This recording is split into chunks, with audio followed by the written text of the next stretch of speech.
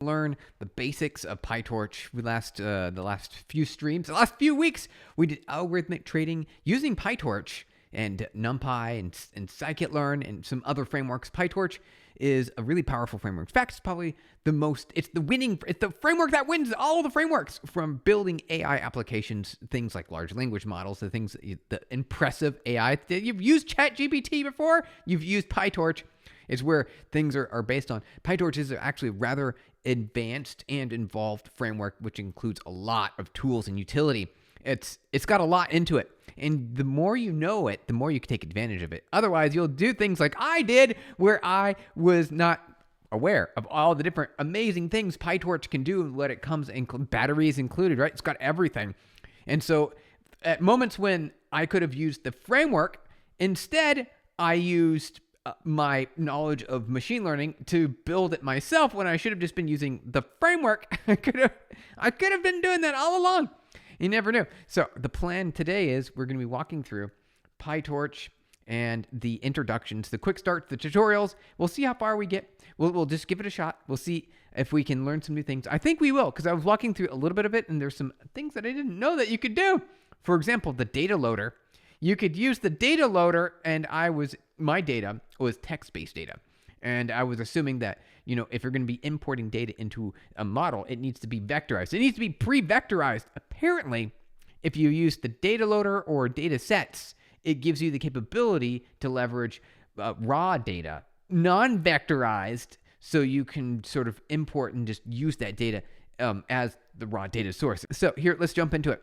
All right, so let's see here. We're going to work with PyTorch. We're going to follow the examples. Okay, PyTorch has data loader and data set primitives. And when I was reading this, I was looking at this PyTorch or PyTorch Vision. This sounds like, image data, right? Image data. And there's a data set. I'm like, why not have just a universal data set? Why not have just a universal data set that you can use for anything? Well, it turns out the data sets are specifically, what are we doing today, Risha? So we're going to go through PyTorch. We're going to go through the basics so we understand some of the things that we are missing. Typically, when I write my own AI models, I will use PyTorch or write my own completely from scratch. And so I want to get better at the frameworks. And even when I use PyTorch, I'm not fully using it. I want to use more of it. So we're going to start off with the basics today. If no one's done AI before, then this might be generally an okay introduction to AI for you guys. It might be a good introduction. Must learns before diving into PyTorch. Hexadecimal 1591. You don't really need to. I would say just jump straight into it and then just try it out. Just give it a shot. Just start using it immediately, and then just by using it, you'll start learning things. And that's like the best way to go about it. So don't worry about the prerequisites. Right, so we've got Torch neural network, NN neural network. Then we got a data loader, which I guess is a universal data loader. I'm guessing for batching and other ways to sort of take data and then put it into the model for training purposes. That's my guess. And the data sets is based on the raw data. Pre-vectorized. This is my assumption. This is my presumption. What is your processor model? JB989889. What is your processor model? We're doing a Mac. It's a M processor. It's Apple's M processor. We get an M processor. So it's got GPUs baked into it, right? It's got everything all in one. It's a system on a chip. It's a GPU, audio, video, everything all in one. It's great. All right, so the Torch Vision Dataset module contains dataset object for many real-world vision tasks like Sifra, Coco. This tutorial will use Fashion MNIST. Now, when I read this, I didn't know there was multiple kinds of MNIST. I thought MNIST was just, the handwritten characters for optical character recognition dataset for training an AI for recognizing handwritten numbers. But apparently, there's a fashion MNIST. Who ever thought there was a fashion MNIST? I didn't think there was. Apparently, it's a bunch of clothes, right? Some items, some clothing articles, and you can use it to train a model. Don't you think PyTorch has to improve its documentation? Yeah, because PyTorch is complex. It's complex. It's involved. There's a lot to PyTorch. There's a lot to it. So I haven't even fully used all of PyTorch, right? I'm just touching the surface. When I use PyTorch, we're just touching the surface. Let's go deeper. Neural processing unit. We're just basically going to be using GPU accelerators with our Mac Silicon. All right, Chroma 12. We're going through very slowly. Very slowly, we're going through the PyTorch introductions because I want to learn some of the things that I missed. Because I can use PyTorch for its core, matrix multiplications and machine learning aspects. I'm missing parts of it because I'm using my own algorithms where I could just be using PyTorch directly. I'm importing other libraries that I don't need to import. PyTorch has everything built in. There's no reason to also import NumPy, for example. You don't need NumPy. PyTorch already has all that built in. So that's what we're trying to do today. Many people don't know that old method, Torch NoGrad, has now been replaced by the newer and faster Torch interface mode. I didn't know about that. I was using NoGrad, and I was also using eval. Chroma 12, over the past 2 weeks, I've been using the old approach, but we want to use interface mode. Let's learn about interface mode real quick. PyTorch interface mode. Let's do that really quick. Let's take a peek here. Interface mode is not a standard PyTorch term. Oh, isn't it? But it can refer to, no, I think Google might be behind because it's so new. Here we go. Interface mode. Grad mode.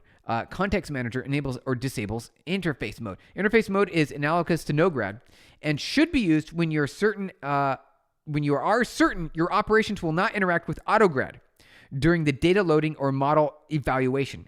Compared to NoGrad, it removes additional overhead by disabling view tracking and vision counter bumps.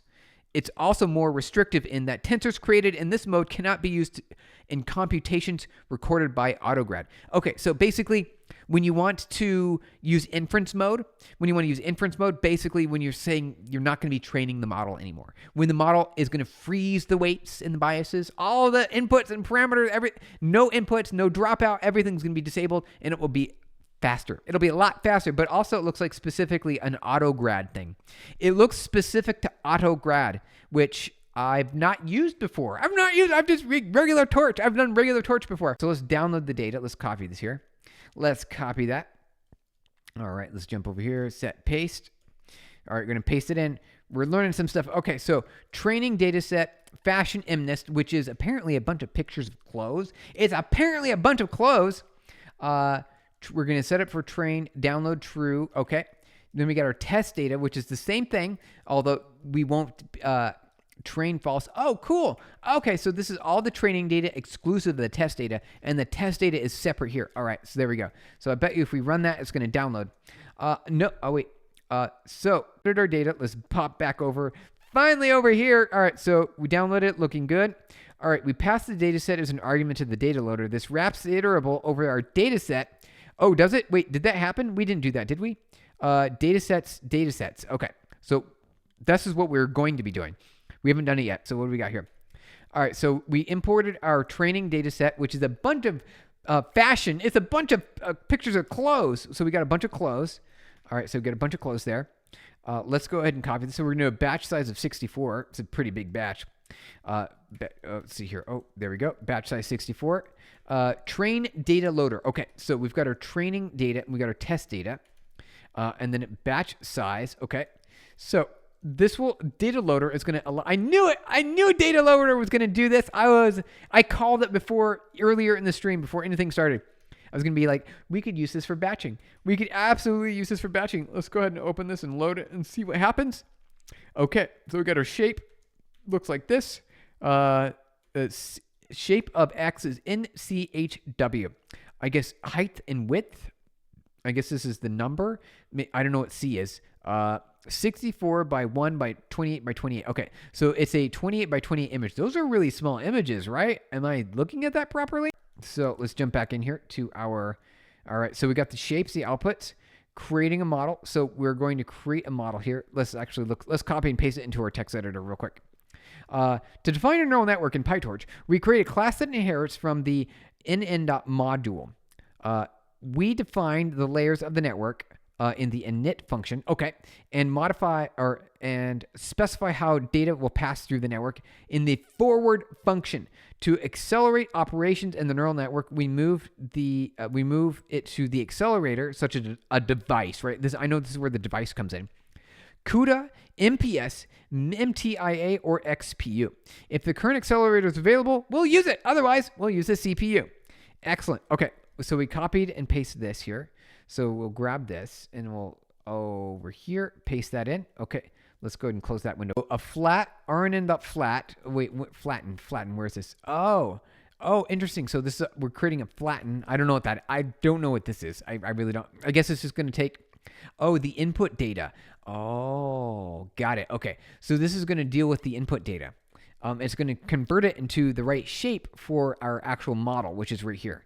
So this is our model, a sequential model, which has a bunch of dense neural networks. At input is going to be 28 by 28, it looks like. And then you're going to have a deep layer, and your output layer is 10. So this will be a classification. So here's our model. Looks good. I completely understand this. So ReLU will be an activation layer, right? So to maintain the maximum value of each of the weights as they're being passed forward in the neural network. You want to make sure that your model doesn't get too big or too small. Although ReLU lets the numbers get really big. They just don't let them get small. That's what it is. ReLU prevents it from getting too small, but it lets it go as big as it wants. Okay, so let's see here. Optimize. All right, so it's a cross entropy loss, which means that there's going to be multiple categories of outputs, right? So let's copy this. In the optimizer, we're going to use stochastic gradient descent, which basically says it's going to randomize the data set. As it's training the models, every epoch, you'll get a new data set and new format, and the batch size will be evaluated together all at once with the cross entropy loss. So of the model will be cross entropy loss, which is going to, I guess, in a way you can kind of think of it as like averaging the outputs and then finding the delta and then averaging the output loss. I think that's kind of a way to think about it. I know it's a little bit different than that. And then the optimizer is just going to be a way to step back. It's like the back propagation. This will be the back propagation part. This does the back propagation for us. All right, so train. All right, let's train the model. Let's do it. Let's copy and paste this. All right, paste it in. Okay, let's read this. Let's read it real quick. So we got a method called train. Size. What are we using size for? Not len, but size here. Size. So it's going to be used to print the data output to see. Oh, it's going to tell us the position. How long do we have to go until we're done training? This gives us how long we're done until we're done training. So we need to see how many training elements exist, and then we're going to run through in batches, and then we can calculate how long we have to go until it's done. So we're going to set the model to train mode. This sets the model for train mode, which enables output saving. It saves the output between each of the layers. So each of these layers has output, right? Each of these layers has output. The model will save that so that when it goes back propagation to calculate the gradients, it can calculate the gradients and then subtract the deltas to give you to update the weights, right? So we'll batch, and the batch size is 64. And then we enumerate our data loader, have our predictions, which is a full feed forward. So it's just running. I mentioned this earlier. You can directly access the forward method. So when you say this model like this, it's the same as running the forward function, which we've defined here. Where's our forward? Here you go. Here's our forward. So it's the same as running this directly on the model. You can do that directly just by calling the model and then having your inputs here. Loss, you're going to calculate the loss with your predictions and the delta, right? So your loss function, which is up here, is cross entropy loss. So basically all it does is it takes your predictions, your output, what the model thinks is the correct answer, with the actual answer, and it subtracts the two, right? It's subtracting the two. But since there's multiple answers and the output size is 10, and we've got a batch size of 64, we need to sort of average across all those to create a loss or the initial gradient, right? We need the initial gradient. So we got our initial gradient there. And then we run our backward, which will calculate the gradients.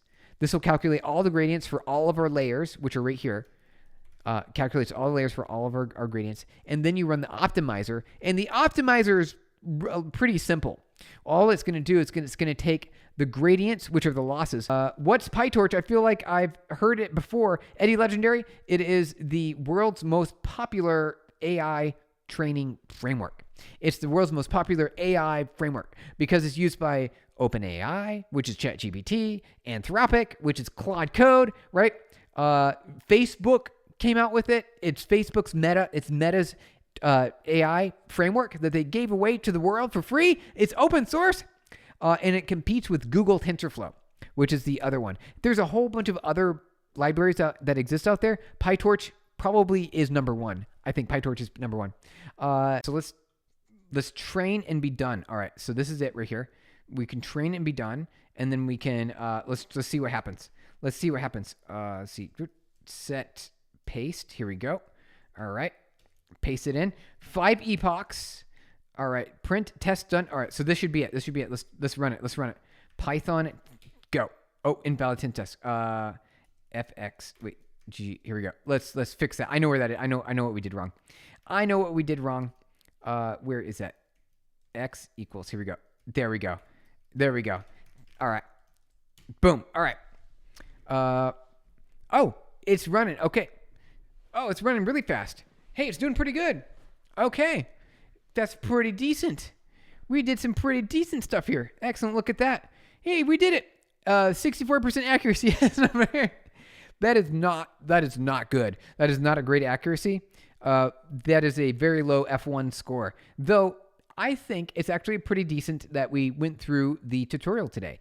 I think we did a pretty good job. I've been trying my experimentation with pre-trained convolutional neural network models for now ResNet and MobiNet with no augmentation, and have got balanced accuracy of 51%. That is really not good.